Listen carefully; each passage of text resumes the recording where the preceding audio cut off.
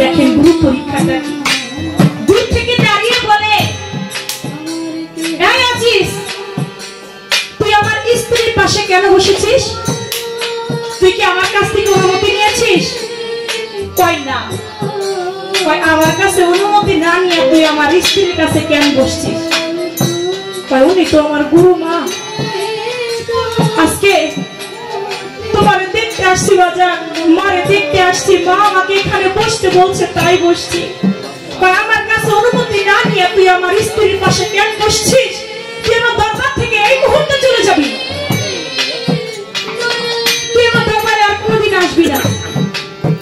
কয় বাজার আমার অপরাধ কি?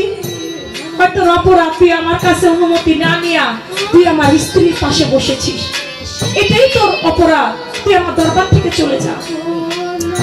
আজিজকে যখন তাড়িয়ে দেয়, এক পা দু পা করে আজিজ সামনের দিকে যায়। সামনের দিকে গিয়ে আজিজের আর পাও চলে না। এদিকে ইয়ার আলমীর স্ত্রী ডাক দিয়ে কয়, স্বামী আমার আজিজ, আমার সন্তান, শুনেছি ওর 3 দিন হয় কিছু খায় নাই, আর মুখটা শুকনা, পরে আপনি এভাবে তাড়িয়ে দিতেছেন, পরে তাড়াই দিয়ে না, পরে কিছু খাওয়াইয়া তারপরে না হয় বিদায় দিয়ে। আজিজকে তাড়িয়ে দেয় গুরু বাক্য, ফরজে আইন। আজিজ চলে যায়, গিয়ে বাড়িতে যায় না, না গিয়া ঘরের পিছনে বৈশা বৈশা দয়াল দয়াল বলে ডাকে আর বলে, তুই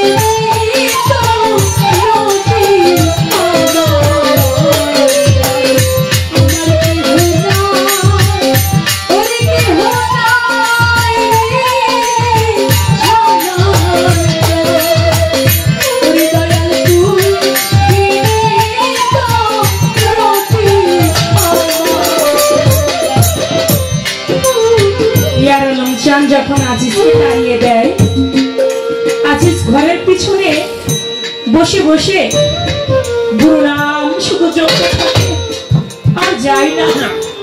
এদিকে গুরুমা বলে, আপনি আজিজকে তাড়াই দিলেন, আজিজ আপনার জন্য নদী থেকে মাছ ধরে নিয়ে আসছে, আপনাকে খাওয়াবে, তারপরে আজিজ খাবে।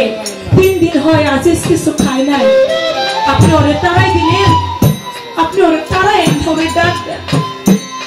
আস্তে আস্তে করে ভাতের মার আছে না বাবা ফ্যান, ওই ভাতের মা ফ্যান নিয়ে আব্দুল আজিজের কাছে গিয়ে কয়, আজিজ তোরে তাড়াই দিলাম, তুই তারপরও গেলি না, তোরে আমি একটা অপবাদ দিলাম, তুই অপবাদ কানে দিবি না, তুই তারপর আমি আর এলাম না, আমি কি জপতেছিস বাবা? তোর গুরু মায়ের মুখে শুনলাম তুই নাকি 3 দিন হয় কিছু খাস নাই, তা আমার দরবারে একটু ফ্যান আছে, এই ভাতের মাঠটা তুই খেয়ে যা। প্লেটের মধ্যে দিয়া যখন সামনে দিল, ও আর কোনো কথা নাই, মুখের মধ্যে প্লেটটা হাতে ধরে মুখ দিয়ে একটা চুমুক দিল। যখন মুখ দিয়ে খাইতে লাগলো, প্লেটটা হাত থেকে ফলাই দিয়া আজিজকে ইয়ার আলম চার বুকের মধ্যে ঢাক দিয়ে কয়, আজিজ রে, তুই যে আজ থেকে আমার দরবারের কুকুর হয়ে গেলি, তুই যে আজ থেকে আমার দরবারের কুকুর হয়ে গেলি আজিজ, আমি তোকে দোয়া করে দিলাম, তুই আজ থেকে আল্লাহর ওলি।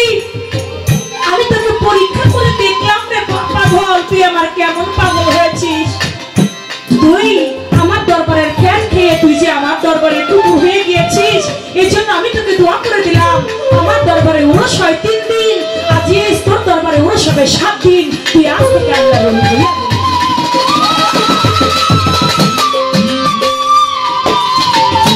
তাই বাজা আমার আল্লাহ পাকের যেমনি পরীক্ষা বান্দার উপর আমার আল্লাহ পাক করে, আল্লাহর পরীক্ষায় যদি পাশ করতে পারে সে তো আল্লাহর বান্দা হয়, গুরুর পরীক্ষায় যদি কেউ পাশ করতে পারে সে তো গুরুর ভক্ত হয়। তাই গুরুর ভক্ত হইতে হবে, সেটাকে লক্ষ্য করে আমি আব্দুল রশিদ সরকার বাবাজির একটি দিচ্ছি। উঁচু ডালে